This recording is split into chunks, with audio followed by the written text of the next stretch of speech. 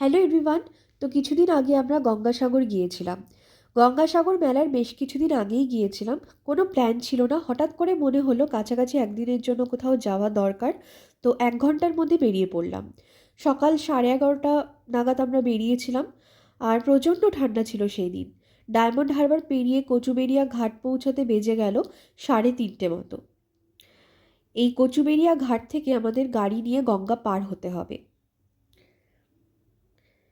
এই যেখানে গাড়িগুলো লাইন দিয়ে দাঁড়িয়ে রয়েছে গঙ্গা পার হবে বলে, কিন্তু সমস্যা হলো জোয়ার না আসলে গাড়ি নিয়ে গঙ্গা পার হওয়া সম্ভব না। আর জোয়ার আসবে সন্ধ্যে 7টায়।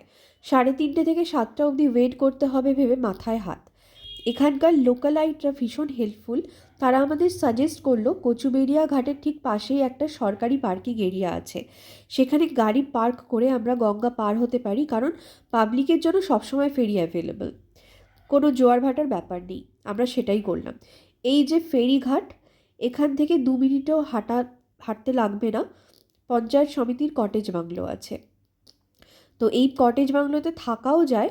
আমরা শুধু গাড়ি পার্কিং করব। আর এখানে পার্কিংয়ের জন্য না কোনো রিসিপ্ট দেওয়া হয় না, থাকলে তবেই রিসিপ্ট পাবে। আর এক রাতের জন্য এখানে পার্কিং পড়লো আমাদের 400 টাকা, যেটা আমার মনে হয় অনেকটাই সস্তা। কারণ ফেরিতে গাড়ি পার হলে সেটার জন্য মোটামুটি 500 টাকা মতো খরচ, আবার ওদিক থেকে ফিরতেও 500 টাকার মতো খরচ পড়বে। প্লাস জোয়ারের টাইমিংয়ের ব্যাপার আছে, প্লাস গঙ্গাসাগরে পার্কিংয়ের ঝামেলা আছে, সেটাও আবার আলাদা খরচা। আর সেফও না। এখানে গাড়ি রাখা একদম সেফ, এখানে স্টাফরাও খুব ভালো। তো আমরা গাড়ি রেখে চললাম ফেরিতে উঠতে। পাবলিকের জন্য যে ফেরিঘাট, সেখানে যেতে একটু হাঁটতে হবে, ওই 5-6 মিনিটের মতো। আর রাস্তায় এই দোকানগুলোও পড়বে। তো ফাইনালি আমরা টিকিট কেটে ফেরির দিকে যাচ্ছি। এত অপূর্ব দৃশ্য দেখলেই মন ভরে যায়। আর সত্যি বলতে পুরো ট্রিপটার মধ্যে এই ফেরি পার হওয়ার ব্যাপারটাই আমার বেস্ট লেগেছে।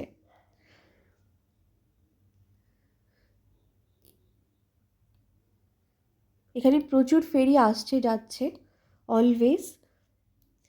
ফেরিতে উঠলাম আর চারিদিকটা এত শান্ত, অপূর্ব প্রাকৃতিক দৃশ্য।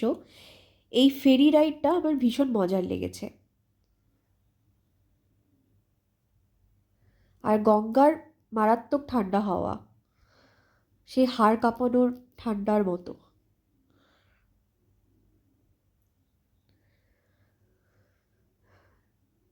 তো আমরা ফাইনালি পৌঁছে গেলাম গঙ্গাসাগর ঘাটে। আর এখান থেকে বেরিয়ে বাস স্ট্যান্ডের দিকে আমরা হাঁটলাম।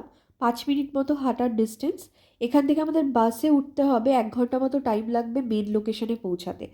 মাথা পিছু 50 টাকা করে লাগছে বাসে। আর বাস অ্যাভেলেবেলই থাকে, সন্ধ্যের দিকে বাস ফাঁকাও ছিল। তো বাসে উঠে পড়লাম। আর 1 ঘন্টা মতোই লাগলো এখান থেকে মেন জায়গায় পৌঁছাতে। আর বাস থেকে নেমে এখানে খুব সুন্দরভাবে সাজিয়েছে এই রাস্তাটা, এই রাস্তা দিয়ে হাঁটতে হবে। আর এই রাস্তার পাশে প্রচুর থাকার জায়গা, খাবারের দোকান, আরও বিভিন্ন রকমের জিনিসপত্রের দোকান আছে। বাট একটা জিনিস, এখানে না খুব ভালো কোয়ালিটির থাকা বা খাওয়ার ব্যবস্থা নেই।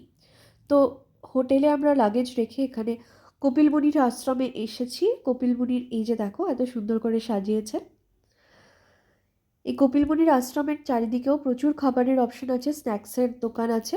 সেখানে আমরা কিছু স্ন্যাক্স করে 7:30টার সময় এখানে এই সন্ধ্যা আরতি দেখে তারপর একটু ঘুরতে বেরোলাম। এখানে প্রস্তুতি চলছে, কারণ 2 দিন পরেই সিএম আসবেন, তাই এত সুন্দর করে সাজানো হচ্ছে। তো এই রাস্তা দিয়ে হাঁটলেই হচ্ছে গঙ্গাসাগর, মানে যে মেন জায়গাটা, ওখানে আমরা ওদিকেই যাচ্ছি। আর এখন পুরো ভরা জোয়ার চলছে, দেখতেই পাচ্ছ। আর সেই লেভেলের নদীর গর্জন এখানে বোঝা যাচ্ছে না, বাট মারাত্মক গর্জন করছিল। তো এটা দেখে আমরা একটা পার্কেই গেছিলাম। সেই পার্কে সরকারি যত প্রকল্প আছে সেগুলো এখানে সুন্দর করে সাজিয়েছিল। বেশ ইন্টারেস্টিং ছিল ব্যাপারটা। তো এখান থেকে বেরিয়ে আমরা একটা হোটেলে রাতের ডিনার করেছিলাম। খুবই সিম্পল ঘরোয়া খাবার। আর এখানে একটা জিনিস বলে রাখি, থাকার আর খাওয়ার কিন্তু সেরকম অপশন ভালো নেই, যেটা আমি আগেও বলছিলাম। মানে তেমন অপশন আমার চোখে পড়লো না। মেবি সেটা এখনও তৈরি হয়নি। তো মোটামুটি আর কি। তো তারপর আমরা হোটেলে ফিরেছিলাম, আর পরের দিন সকালে ঘুম ভাঙলো আমাদের ব্যালকানি থেকে এই দৃশ্য। আর সকালবেলা ঘুম ভেঙেছে কীর্তনের আওয়াজে।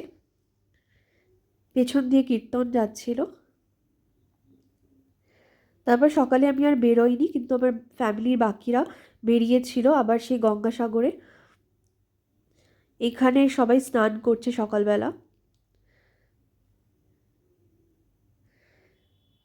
এই হোগলা পাতার মাদুরগুলো ছিল এখানে।